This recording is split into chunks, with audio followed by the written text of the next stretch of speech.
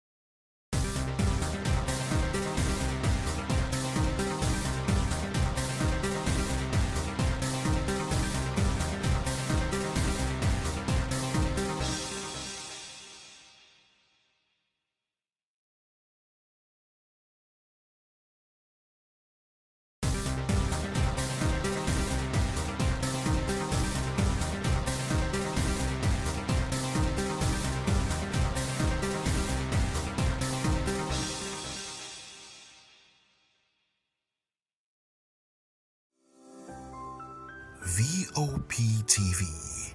Now, you have more than a voice. Welcome, guys. It is hashtags right here on VOP TV. This is where we get to tell you all things trending and all things are topical. I can tell you so much happened over the weekend and so much news still breaking right now, I'm telling you. So we're going to be recapping as well as breaking fresh news to you. This is where you get to get all of this, right? It's that promise it's going to be an interesting one. On that note, you're welcome aboard. If this is your first time coming here, accept a very warm welcome from us. I say us because I'm not alone. For starters, I am Vivian Oguche. Hi.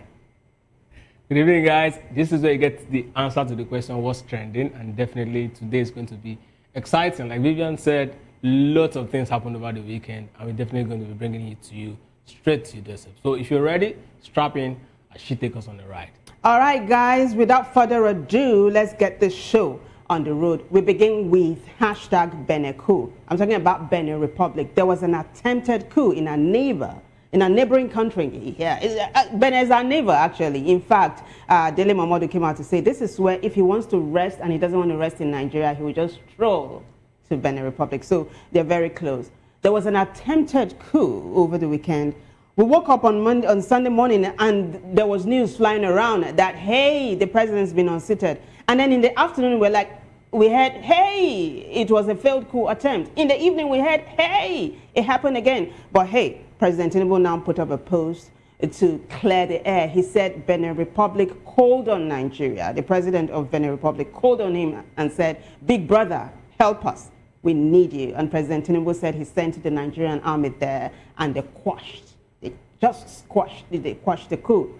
So netizens are saying, so you can do that one in Benin Republic and there are thousands and thousands of Nigerians dying and you do not show the same prowess. But then people like Senator Ben Murray-Bruce are praising President Tinubu and saying, hey, this is good leadership. So what's the gist? It is praises and criticism for President Tinubu as he foils the attempted coup in Benin Republic. Let me take you to X now so you see the post President Tinubu himself put up. Shall we? Thank you.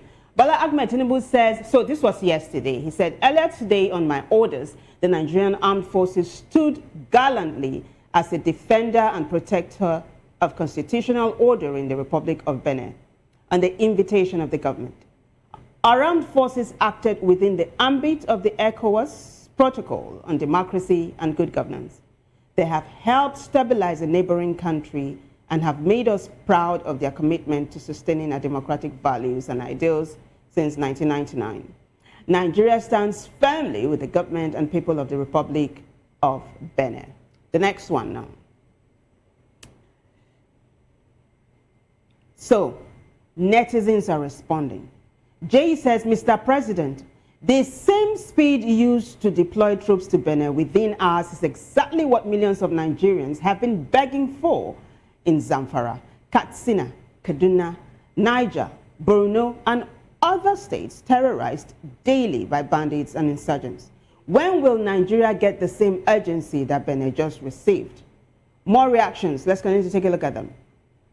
So Salako says, hopefully we can be thankful of the United States forces for gallantly defending and protecting our constitutional order in the future. Guys, are you catching his drift? This is a futuristic post right there. But there are more reactions. Let's continue to take a look at them. So Ben Murray Bruce says, Nigeria has once again demonstrated principled leadership in Africa. I commend President Bola Ahmed Tinubu, JCFR, the National Security Advisor Malam Nuhu Ribadu, and the gallant men and women of the Nigerian Air Force for their swift, professional, and decisive action in support of constitutional order in the Republic of Benin. This successful operation sends a powerful message across the continent that Nigeria will not tolerate unconstitutional seizures of power and will stand firmly with democracy, stability, and the will of the people. Coup plotters anywhere in Africa must now understand clearly the era of impunity is over. Nigeria possesses both the resolve and the capacity to defend democratic order in line with ECOWAS protocols and international law. There are more reactions, and this is going to be linking us up to France in a short while. So, hey, walk with me, yeah? Let's take a look at the next one now. So, Equino says, congratulations, Your Excellency. We never knew that our military still have this capability. Can you please employ the same urgency, astuteness, and precision in bombing out the Islamic fundamentalist insurgency in our northern borders and those elements carrying out systematic genocide against the indigenous Christian population in the Middle Belt region of the country? Oh my gosh, that's a mouthful, but it's a billion-dollar question. The next one now. So Sarah Ibrahim says, with this, I am sure the United States can immediately come into Nigeria and stop the genocide. You bomb your neighbor because France, in the name of the same democracy you have single-handedly destroyed in Nigeria. Let me take that again. You bomb your neighbor because of France, in the name of the same democracy you have single-handedly destroyed in Nigeria. If you're curious like me, you'll be wondering, why are they linking this thing to France? In a short while, we'll find out. There's one more. Let's take a look at it. So, Juan Branco says, you've acted accordingly to what Macron asked you to do. Macron again, Macron being the president of France. One goes on to say, you can't pretend you are saving democracy by protecting a despot that has locked down his main opponents, sentenced through a mock court to near life imprisonment, eliminated all serious candidates to the upcoming elections through a mixture of corruption and excessive formalism, and has changed the constitution to retain power through the creation of an ex nihilo Senate. You can't intervene into internal affairs of a neighboring country by air bombing its capital and sending troops there, while your population has been requesting that kind of mobilization against jihadists for years to no avail, and expect support or moral approval to your actions. Kechku, there are a number of things there. I don't know how you want to react to these responses. But this one, why are a number of the respondents linking what President Tinubu did in Benin Republic? Well, basically, France, because it's a francophone. Yeah. First of all, it's a francophone country. I recall that when the Niger coup happened, this same action was about taken before the northern politicians, senators saying, no, we can't allow our military to go there. These guys are our brothers, before it was shut down. And that's how Niger actually escaped. Nigeria actually jumped into Niger, and Chiani and his people actually now are safe. And I mean, the people love it. The revolution. They're loving it. Yeah, the coup that happened is actually people's coup coup. I'll put it that way because, I mean, a good number of the citizens of Nigeria actually supported the coup. So you want to say, yes, it is the people's coup. Now here in Benin Republic, the same thing happened, but this time around, it's very far from the north. So there's no one who's actually standing up for these people to say, no, you can't attack these people, they are brothers. And that's exactly why it was easy for him to actually jump in. Now, if you look at the country itself, right, you know that Benin Republic is a very strategic country. It borders Burkina Faso, the leader of the AES, the people that carved themselves out of the ECOWAS, those Mali, Burkina Faso, and Niger.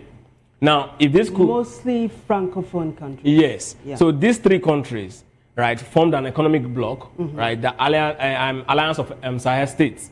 Now, if the Benin Republic had been allowed to go, right, they would have become part of definitely join. If it has exceeded 24 hours, this is what would have happened. They would have aligned with them, and at that time, it's going to be difficult for anybody to attack them because now, if you attack them, the three of them will come back to attack. You know, it's going to be difficult. Right. But again, on the flip side, what's happening in Benin Republic is, you know, Nigeria showing strength that, of course, Nigeria is the powerhouse of Africa. But again, other leaders in Africa will be like, hey, can I actually trust my own brother now?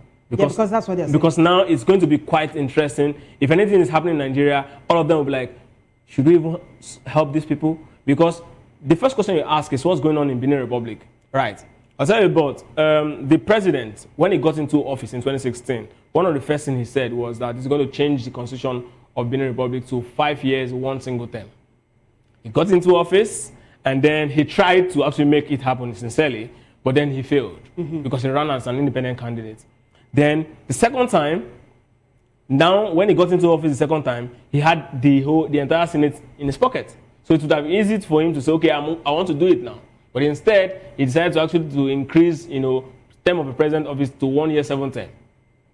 You see where the problem starts? And now opposition to this government, he started locking them up. 20 years in prison, 20 years in prison, and like that. Now, that's not even the bad side. The bad side is this: people can no longer strike. People can no longer protest. Does that ring a bell? So it's like a mini North Korea. Exactly. So yeah. He's suppressed and he's trying to actually practically kill the. And people from Benin Republic have been talking. When the coup happened initially, they were happy. Yeah. So there's something you said earlier on, right? That what happened with the Nigerian army foiling the plot in Benin Republic is a show of strength. Yes, show of strength. Right? And this is like a do-over of what had happened in Nigeria not too long ago. There was an attempt at a coup, at a regime change, but it didn't happen. So hey, the ministry apparently right now is together with the president, right? But Nigerians are saying, so if you can do this well in other countries, why not replicate in Nigeria? Yeah. Where insecurity is ravaging, regions. So there's the same where I'm from, which means beauty starts from the house. You cannot be yeah, it's just like charity begins. Yes, you can do what you're supposed to do for your people first. So when you step out, people are like, oh, okay, yeah, this guy is actually clean. You don't leave the house as a mad person and then come in clean. Yeah. Does not make any sense. I used to know of a man. He used to be an Igala man, right? Or he is an Igala man because he's still alive. Igala because I'm Igala Kogi. He used to be very wealthy, but he would leave his family, not take care of their needs, but go outside. Club. No, not club. Just go outside and help the needy. Take care of other people's needs while his people they are. They call those people Okamani, What's that now? They very beautiful, good outside, but terrible inward. So you're saying that's what's just happened? That's exactly what the situation is. I mean, people cannot be dying week in, week out. Ragtag army, you cannot defeat them. And then we're having people, real army, and then you go there 24 hours, you shut down the coup, and then, what interest does this serve Nigeria? It means that ending insecurity in Nigeria is not rocket science. Absolutely. It looks like the president is on top of his game here, but I kept asking you over and over, why are people linking this whole thing to France? It was a question that was more than what meets the eye. Because you see, Emmanuel Macron, the president of France, put up a post yesterday to say President Tinubu gave him a call to say, France, come help us end insecurity in Nigeria. So netizens are adding one to one to say, oh, because you want him to help you, this is what he asked you to do, and this is you playing your part. That's it.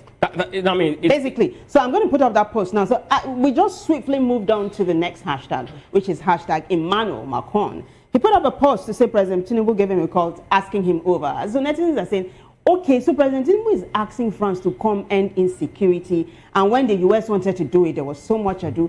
What is happening? Hey, let me not detract from this, right? Let me just put up the post, and we are going to take a look at the responses. Emmanuel Macron is the hashtag.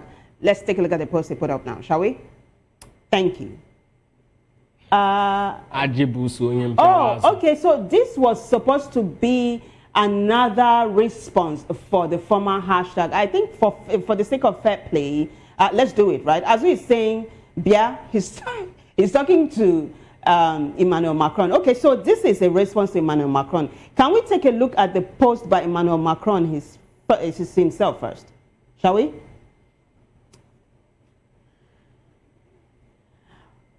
Oh, that's unfortunate, because Emmanuel Macron put up a post to say that President Tinubu had called him over the weekend, that was yesterday, asking him to come over and end insecurity in Nigeria. So Emmanuel Macron, the president of France, now said, look, we are going to do it and ensure that we are not just spectators, but we are going to join Nigeria to end insecurity in that country.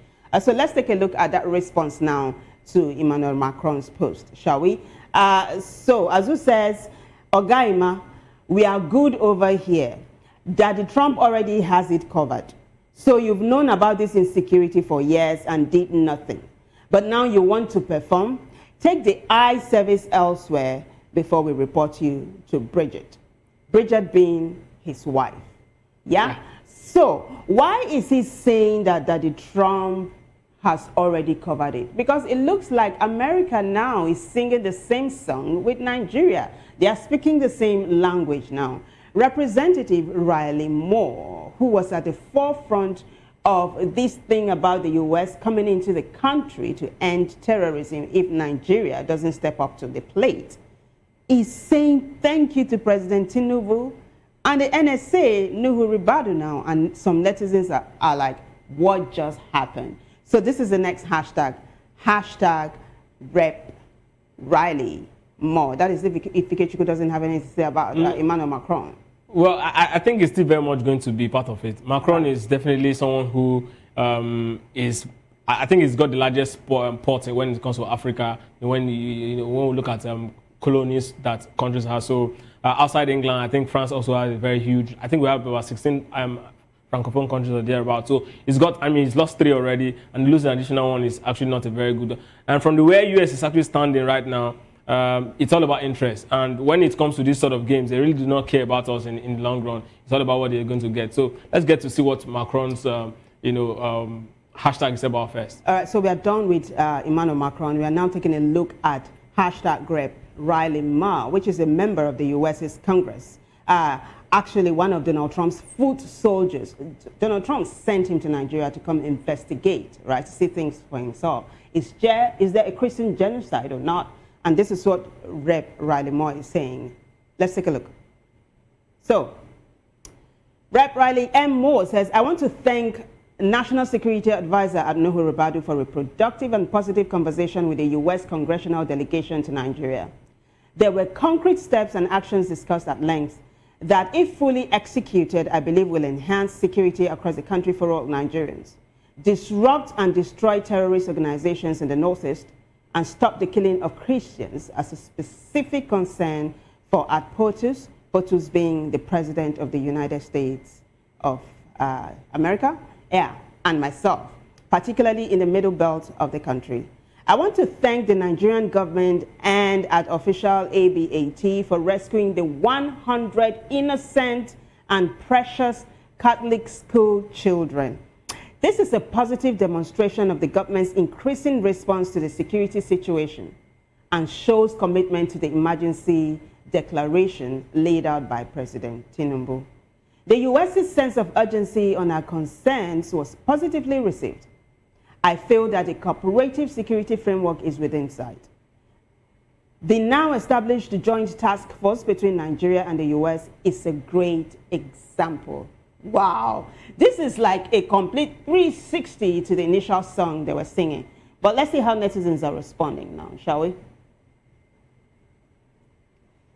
So, okay, so this is the concluding part of that text, and it goes on to say, it is clear that there is an openness and willingness on the part of the Nigerian government to work with the United States to tackle these critical issues. Now, that openness has to translate to concrete action. There is much work to be done, but things are moving in the right direction. I look forward to the next steps with Nigerian government and the continued open dialogue. Peace be with you all, and God bless the great people of Nigeria. I say amen to that, and that is him proudly shaking hands with the NSA, Nuhu Ribadu, as well as, other members of the delegation. Do you want to say something before taking a look at the response? Let's look at the response. All right, let's see how netizens are responding to this one now, shall we? All right, Chris Ani says, what right direction? Eddie Moya says, wahala. Waiting be this like this. Ariwaso says, good news. The U.S. is finally saying that we have no Christian genocide issue here, but a security challenge affecting all Nigerians. CBN Gov says, heartening to see real progress and genuine cooperation between Nigeria and the U.S. on security. Grateful for NSA at Nuhu Ribadu's leadership, present at official AB8's commitment, his commitment, and the swift rescue of the Catholic school children. This spirit of partnership gives hope for lasting peace and safety across the country. God bless Nigeria. So there are lots of responses to this, but this is a microcosm of what you see there. Half for and half against. Some are wondering what just happened, and some are saying, hey, this is good news. I think this is one of the major topics that actually divided Nigeria in 2025. Absolutely. It was highly divisive. Very well. So what do you make of this? So if there's anything I know about, the US, how they actually operate, sometimes I take their words for face value. He might actually just give this response, but they already have their response right there and what they want to do. So what are you saying? So basically, yes, this can actually be okay. I trust you. I give you time to actually act on what we've discussed, and then there's a contingency plan. If you don't act within a certain window, they're definitely going to act. And now Nigeria has shown the world that you can actually attack any country, and it's going to be deemed reasonable based on whatever it is you're going for. So the US can also do it when they feel like, they are when you talk about big brothers, they are the father of the world. So they can actually, and they have the constitutional right to do it. So they will definitely but see, can we draw a parallel here? Was it not Benin Republic that invited Nigeria? Well, that was the story we heard. No, the president actually has come. No, it's not the story. Okay. The president of Benin Republic has come out to say that they actually reached out to Nigeria, and Nigeria responded. So now that you're saying, since Nigeria can invade or come into Benin Republic and do whatever they need to do, that the US can do it, but would that be based on the invitation of the Nigerian government? You see, like President Tinubu just did with France now to say, come and help us. Yeah, like I said before. I listened to the president of Benin Republic, and I can tell when I see a man reading a script or acting a script. That's why I said that was what we heard. But that's on that's on one part. But the case of United States coming to a country, I don't think that any part of the world leaders will come at Donald Trump if he comes into Nigeria for just one reason of attacking terrorists without civilian casualty. I don't think anyone is going to frown. Nobody in their right mind. Nobody is going to frown. So the Nigerian government saying, I understand the fact that yes, it's my house and whatever it is, you have to run it by me. But then if they decide to do it otherwise, I don't think it's going to amount to anything, because these guys are actually terrorists, and that's exactly what America has come to actually stop. So again, like Riley Moore said, I hope that the conversation is going to yield fruit. If it does, we want to see this thing go away. If it's by collaboration, if it's by America acting alone, whatever it is, I just know that Nigerians want to have peace. Come to think of it, what Donald Trump said and the threat he issued really shook the tables here in Nigeria. After that, you've had a complete change in the security architecture. You saw the former defense minister Badaru leave.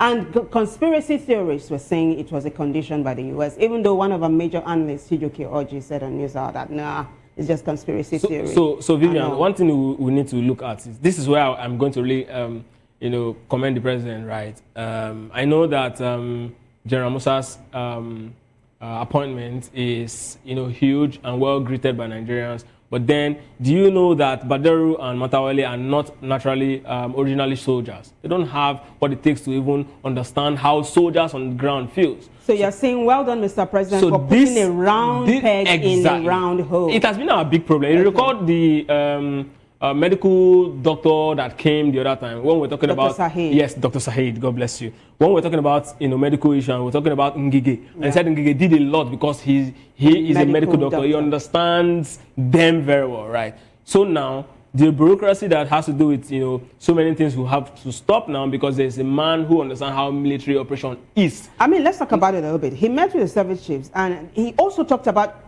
the very first day he was appointed. He talked about shooting at sight because he understands. He said, when you catch a bandit, don't wait for him to kill you first. Just shoot him at sight. Because he's a military man, and he went on to explain it that once you are in the field, you have the authority to defend yourself and to act. Absolutely, yeah. Because Badaru and Matawale are not soldiers, so they're just normal, politicians who were handed an appointment that they really don't understand the nuances of the job, basically, and they just have to act on, bring one military general and say, okay, what should we do here? That one will advise them, and if that one decides to advise wrongly, that's the case. Okay. So that's exactly why I'm going to give him that. So I just hope that this whole America thing. See, an average Nigerian just want this thing to go away. How they manage to come about the solution, it's not even our problem. Let this terrorism just go away, and I think we'll be good for it. So I think we are going to revisit the hashtag Emmanuel Macron, story or narrative tomorrow because I want us to take a holistic look at it. Yeah. But do you think the President Tinubu, after initially kicking against, the U.S. coming into the country, but it looks like they're singing the same song now, for him to now go and invite France to say, come, work with us and help us in insecurity, is it going to create some kind of enmity between France and the U.S.? Or will you know how Donald Trump can be? Or will he go and say, so he's trusting my rival Macron, as against me? And now, do you think that kind of scenario might play out? So let's talk a bit of geopolitics. So in when it comes to politics, the G5, the G20, the big countries, when they want to take decisions like that, they look at Africa and they look at their interests, right? And America basically controls the British vassal states in Africa. All the countries that the British control, basically America also control in proxy. So more like any English-speaking country is also America's constituent. And since Nigeria is a colony of Britain, you're saying basically. So now America is trying to actually come into Africa to set up their own naval base. This close to the Gulf of Guinea, where Russia is also positioning because of the AES. Now the thing is, America has a base in Ghana, doesn't it? They want to set up a military base in the Gulf of Guinea.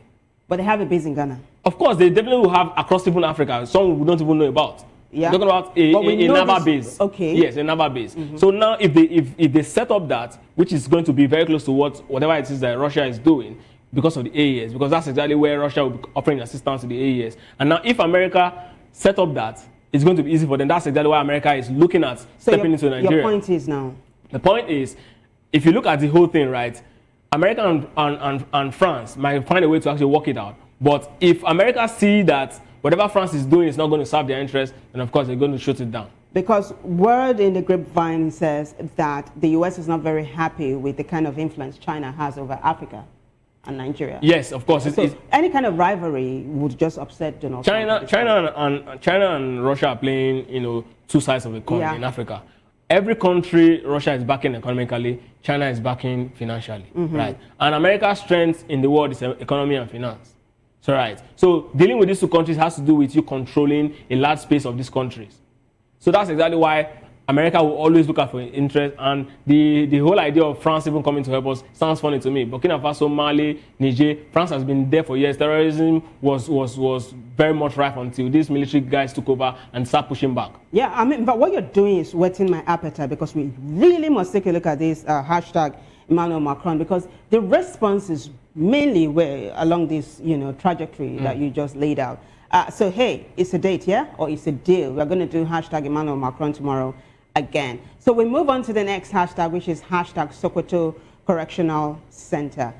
Last week, it was one of the hashtags, right? How James Omotosho had refused to let Nnamdi Kanu's brother stand for him because he said, you need 6 years to become a lawyer. So you can't even stand for your brother now.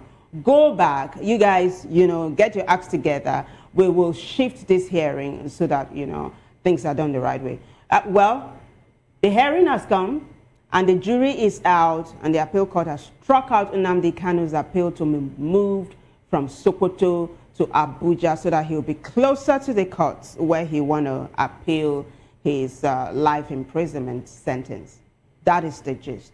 Instablog has it, yeah? Let's take a full look at it now, shall we? Hashtag Sokoto Correctional Center. Instablog Niger says, court rejects Nnamdi Kanu's appeal for transfer from Sokoto prison. Justice James Omotosho of the Federal High Court Abuja has dismissed an application by Indigenous People of Biafra IPOB leader Nnamdi Kanu seeking to be moved from the Sokoto Correctional Center to a facility within the Federal Capital Territory or nearby Nasarawa State. Kanu, acting through the Legal Aid Council, you see, are you taking note? Not a lawyer, but through the Legal Aid Council, had filed an ex parte motion asking the court to order the federal government or the Nigerian Correctional Service to immediately relocate him to Kuje Custodial Center in Abuja or Kefi Custodial Center in Nasarawa. Alternatively, he requested a transfer to any custodial facility within the court's jurisdiction, such as Suleja or Kefi, to allow him properly pursue his appeal. Justice Omotosho on Monday refused the application, ruling that such an order could not be granted without first hearing from the federal government. There's a concluding part. Let's take a look at it. So he said, Justice Omotosho says okay, no, this is the Instablog now, just talking now. He was later moved to the Sokoto facility due to security concerns at Kuje, which has experienced previous prison breaks. Kanu's legal consultant, Aloy Ejimako, later filed a motion personally signed by Kanu, asking that it be deemed moved in absentia and seeking an order compelling authorities to transfer him to a facility closer to Abuja. He argued that his detention in Sokoto, over 700 kilometers away, has made it extremely difficult to prepare his notice and record of appeal. He added that all individuals essential to assisting him, including relatives, associates, and legal consultants, are based in Abuja. So you do know that last week when Emmanuel Kanu, Prince Emmanuel, had appeared before the court and the justice had denied him, audience. Yeah. He told him that go get a lawyer or go to legal aid. So it looks like they are even following the advice of Justice James Omotosho now. He said, go get a lawyer or go to legal aid. That if you don't want to use a lawyer, courts will, let you take that route and all. And they decided to toe the path of using legal aid. Can they just constitute a legal team again? I mean, I don't understand. Do they have a grouse against lawyers? So the thing is, right, Nnamdi Kanu is a man who is limited to information. And you keep saying that. Yes, he's limited to information. You are in prison, so you're limited to information. So but he has his consultations. It is the people who you're closest to that you listen to. That's what it is. Did Governor Otino visit him last 2 weeks? He did. Have people not been going to him to speak to him? They've been. All these people do not give him the essential information. So the thing is that, right, we have to be we need to understand that when you are in this sort of issue or in sort of mess like this, it is your people who you're closest to that you listen to. Like his brother. His brother, his lawyer, Aloy, who he refers to as special counsel. I mean, for all it was Aloy who brought Kanu Agebi into this particular legal thing before Nnamdi Kanu, however it happened that he actually had to relieve him of his duty as his lawyer. So Aloy can or should be able to advise him and say, hey, we need a lawyer or we need this to do this. If he puts that to him, he should listen. Yeah. But the thing is, like I said, it's limited to information. It's not a legal expert. So it is what they tell him that's going to act on. Nnamdi Kanu now. Yes. And it looks like he's not really in talks with his wife, who should be someone very close to him. No, so again, you thank God you read the post of the wife the other day. She didn't even know that he had been moved to Sokoto. There's a breach of communication, which means there's no direct conversation between him and the wife. And at this point, I think about 3 months ago, she just did a surgery, right? Yes, she did a very serious surgery, so I don't want to talk about it. But then she did a surgery, so I don't think she's fit to travel and all of that. And she also will be very careful about traveling at this point. Yeah. I mean, let alone to a place where she's never visited before. Again, know that information. It's obvious that the brother and the lawyer are not actually giving her the information that she needs. So it's a lot. At this point, it's just Nnamdi Kanu, the lawyer, and no one else. So these are the guys, the brother. If anything is going to happen, if Nnamdi Kanu is going to make the right decision, it is this same person. If Nnamdi Kanu say, okay, Ima, I'm talking about my brother now, get me so lawyer, and he refuses, nothing's going to still happen. Do you think you should get a lawyer? Absolutely. I mean, everyone knows that before our lawyer Jumako came on board, Nnamdi Kanu has been recording legal victories with Michael Zekome and Ifeanyi Ejiofor. Before now, they won in appeal, they won even in Supreme Court before the federal government entered a state of execution in 2021. And even when SAN Kanu Agabi came on board, it looked like it was a little bit better than what we have now. So at that point, even if Agabi was allowed to actually close Nnamdi Kanu's defense on that, Nnamdi Kanu would still have won that particular case. It was easy to win. So, I mean, legal lawyers that have been following the case said, come on, Agabi would have closed the case. There's actually nothing. You cannot even convict a man over what he said. There's no record of anyone say Nnamdi Kanu told me to go kill person. There's no one record of someone saying Nnamdi Kanu led us to do this. There's no record of anybody said Nnamdi Kanu. In fact, the thing they caught Nnamdi Kanu with at the Golden Tulip Hotel in across the airport road was just mic and radio transistor. There's no gun, no knife, no nothing. Well, so how can you not convict a man over what he said for life imprisonment? We continue to keep our fingers. Yeah, we continue to keep our fingers on this one. As events unfold, we'll keep you posted. We move on to the next hashtag now. I'm being very careful here. So over the weekend, on Sunday, the First Lady, Remi Tinubu, bagged a chieftaincy, award. Can I say that? Yeah, she was given a chieftaincy title, yes. Yeye Ashiwaju. Thank you. Yeah, I was coached. Thank you so much. So what really played out and what took center stage was not that she became the Yeye Ashiwaju. It was the drama between herself and the governor of Osun State, Ademola Adeleke. I mean, it looks like Governor Adeleke is always, having these runnings with, some people and all. Hey, I'm not going to talk too much. The Cable has this story, and there's a video to accompany it, and there are also reactions, right? So let's take you to X now, so you take a look at it. It is hashtag Yeye Ashiwaju. The Cable says, and they are quoting the First Lady, "I give you 5 minutes to conclude your speech. Enough with the music, or I will switch off the microphone." Remi Tinubu interrupts Governor Adeleke singing during her installation as Yeye Ashiwaju. Take a listen, guys.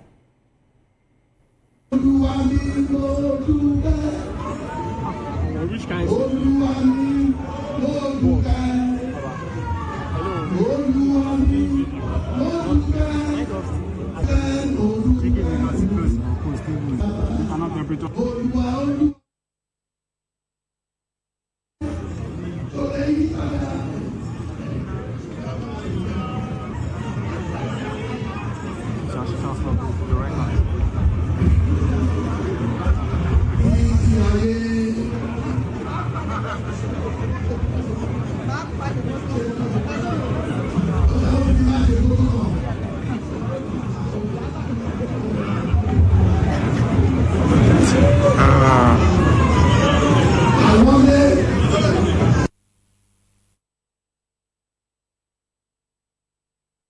Are you seeing what I just saw?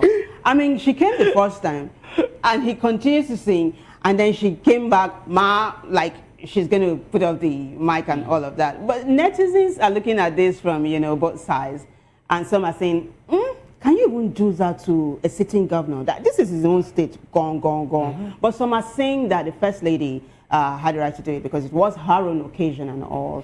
But you see, Governor Adeleke, he loves singing and dancing. I think it's a calling. He probably should look into it too, because he's always music is in their family. Music, and he likes in their family. Yes, in their family. That's where the video comes from. Music. Yeah, but let's go back to X so you see how net is it. I'm wringing my hands for Governor Adeleke. I mean, I'm like, gosh, how did they feel? So this is Pragmatic DB. Says, now friendly fire now, and he's laughing. Adeleke thinks he's in Osun State people's event and can delay everybody for the whole day. There are many dignitaries there. Our First Lady could have sent someone to, send someone though. That's what he's saying. Mazi Uche says, that moment was unexpected, but it shows how tense and serious these public events can get. When someone in charge feels things are dragging, they step in fast.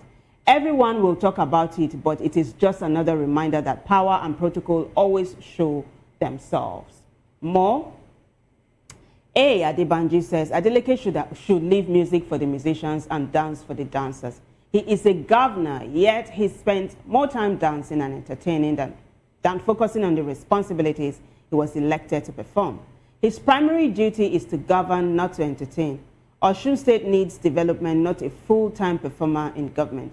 Leadership is not a stage, it is serious work. Emmanuel says, this is disrespectful. A wife of a president walking up to a sitting governor on stage to give instructions in this manner is wrong. Those that were around during the saga between Rotimi Amechi and Patience Jonathan would remember incidents like this one at Okrika. We just got a replay in Osun State. Ikechukwu is saying absolutely here. You will clarify later when we are done. More reactions. Let's continue to see. Ugo says, the First Lady is in her right to tell him to hurry up. The event is hers and not an Osun State event. Femi Peter says, the man is always overdoing his antics. The event wasn't about him and his usual distasteful dancing and singing. Many dignitaries were there, including governors, ministers, traditional rulers, waiting to speak and to honor the First Lady. So why hold everything up? Prevent others from speaking, deviate from protocol. The most disrespectful part was when the First Lady first went to him to follow protocol and stop wasting time. He just ignored the First Lady and kept acting, and the First Lady had to go back to talk to him again. One more set of reactions now. Olalekon says, check those who are getting fire out of a running water. They are children of hate. We Yorubas don't have issues. Governor Adeleke accepted the First Lady's comment with happiness because love radiates in us. Time is of the essence to us and shouldn't be wasted. Finally, Tochukwu of Divine Mercy says, the real heartbreak will come when Osun State government will come out to deny that any form of misunderstanding happened between Governor Adeleke and the First Lady, Remi Tinubu. They will extol the virtues of the First Lady. You will see it play out. Second term election, now your mate. Remember, you saw it here first. So, this is what played out yesterday on Sunday. So, you see, situation like this, right? There are so many ways you can actually, pass a message. If, for me, right, if the First Lady has actually walked up to Adeleke with a smile, right, maybe even a little dance and whisper, right, and say, we have a lot of this thing to do, please. Because there's something about, I think the only reason why we see things like this happen is that the governors really don't have power as, an executive governor, as the chief security officer of their state. If we had a true federalism where the president of America would practically go beg a sitting governor of a state to say, okay, my campaign here, this is how I want it to be, she wouldn't have done this because she will know that she would definitely know that she will move down to that particular place and say, hey, let's go straight to the next decision. But because we don't have it, that's exactly why the president is the alpha and omega, decides what happens and take all of the decisions. That's exactly why she's doing this. Let me be like a parrot now and give voice to the voice that is speaking in my ear. So, do you think this happened to him because he's not a member of the APC? Someone was saying that they need a more serious governor in Osun State. They've not paid the local government staffers for over 8 months. This dancing, singing governor has been paying, and his family members have been paying. So I don't know what. And there is no hue and cry in Osun State. So what then is seriousness? What other serious? I mean, but hey. So you asked a question about him being APC. My colleague is saying, is it because he's not a member of the APC? Will she have done this to a sitting governor who is on the platform of the APC? Again, it's possible he would have done it if the person is APC. Perhaps if he's from Rivers State like Fubara, right? But if there are governors that really, controls big votes, say for example, governor of Kaduna is actually singing. She won't do that because she knows that elections got consequences and it's not an. She won't do that with the person. Even if it's not a swing state and you have a strong personality like Nasir El-Rufai, or say a certain, can you come and do that? Or a certain Yeson Wike is singing as a governor, she won't do it sincerely because she knows that Rivers State Rivers State is a state that comes with huge chunk of vote, and the man in power is a man who is got strong-willed. But hey, let's flip this coin. It was an event, right? It was, but I mean, the thing is, when you openly disrespect, someone in power like this, I always say this because power is transient, and when you do things today, tomorrow is definitely going to come back tomorrow. You will definitely lose power. She should also remember that at some point she was a senator, and there was a very big, issue between her and Senator Dino Melayo on the floor. Oh yeah. Yeah, I mean, if you go to the comment section, people that actually was when that. she had not she doesn't have this absolute power that she has now. Now she has the absolute power of. But hey, let's not overflog this issue, right? In fact, in Nigeria, they'll say, do not take Panadol for another person's headache.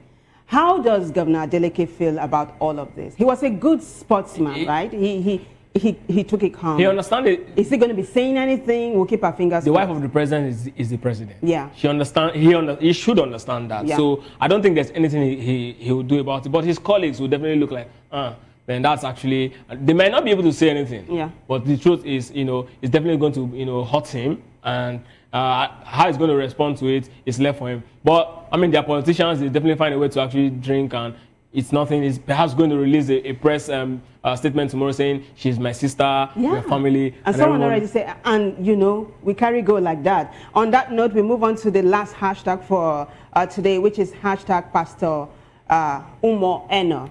So he gifted a visually impaired singer millions of naira, a house, and said he was going to be paid 1 million naira every month as long as he's the governor of the state. I mean, this singer just hit the jackpot, I can tell you, and netizens are reacting.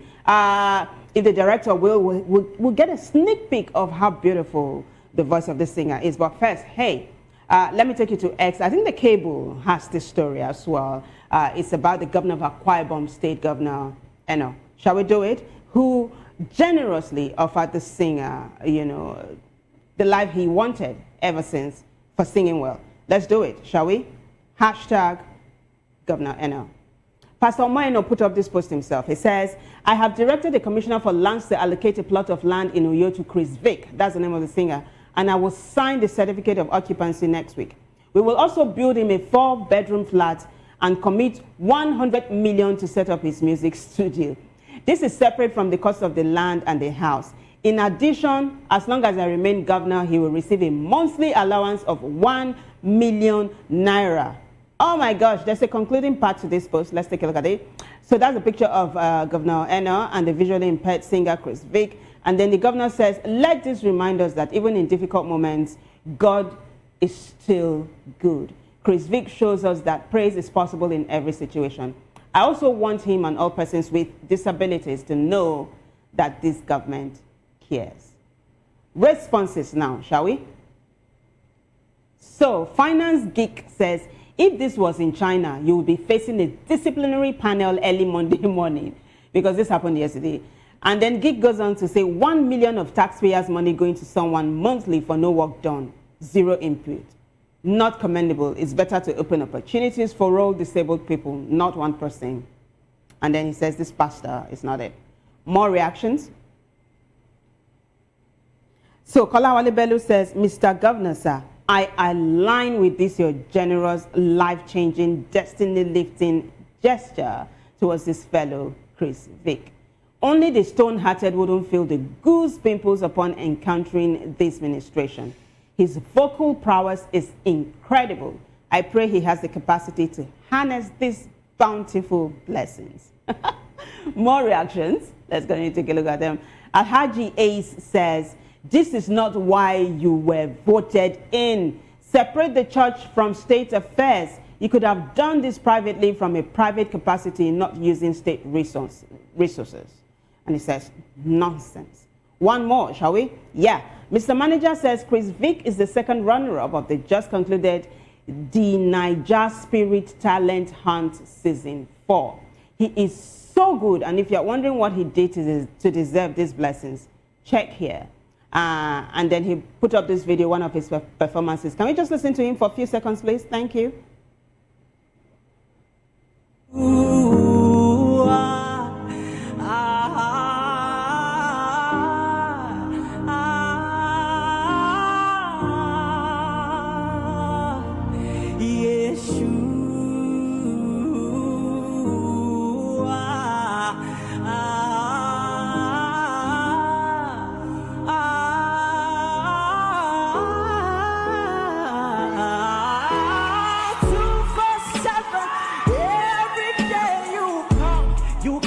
for me. Come on, say, I had no essence, I had no meaning, Lord. You showed up for me. Say, what did I do to deserve this kind of love?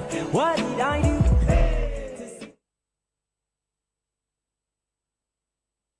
Goosebumps on my skin, I can tell you. That dude you just seen, you're just seeing him, is $1 million man right now. I know this is not your kind of story, come on. but try to react. Well, no, but I how find will you react to the reactions, though? Well, he's lucky, but I find it very awkward that the governor will use state resources to actually do this. Yeah, but you see, there's a part of the Bible where, you know, it said when your left hand is giving, your right hand shouldn't even know what you're giving. But I think Governor Uma wanted to use, your right hand shouldn't know what your left hand is giving. But Governor Uma wanted to use this to motivate disabled or visually impaired 100 million naira will go a long way. I know Ikechukwu, but I've got to say Chris Vick has a beautiful song. It sounds beautiful voice. Don't confuse me. He sounds like an angel. On that note, we wrap up today's show. Big thanks to everyone who contributed to making the show a success. Maximum respect, Mr. Shegs, Adura, Jerry, Hassan, Ikechukwu, Samuel, you guys are the best. Thank you so much. And everybody, oh my gosh, no, there's someone who said a name that I will never ever say. Thanks guys for making it happen. If you liked it, keep a date with Ikechukwu and I for another edition of Hashtags. Until then, I am Vivian Oguche.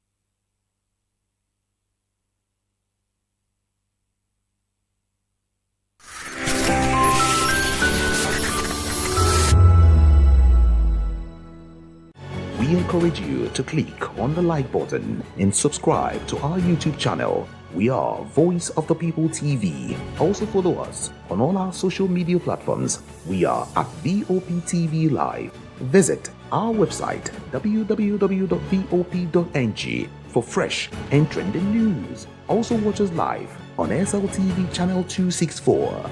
VOPTV, Voice of the People Television. From the views on the streets we go to bed empty hunger to the